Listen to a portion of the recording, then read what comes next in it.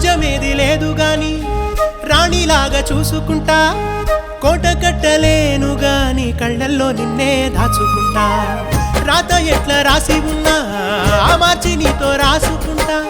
స్వర్గమంటూ ఉన్నదంటే అది నీతోనే ప్రతిరోజు పంచుకుంటా నిన్ను గన్న మీ నాన్నకన్నా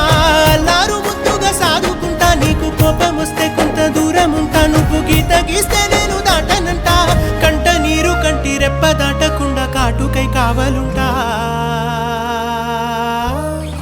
రాంబాయి నీ మీద నాకు మనసాయనే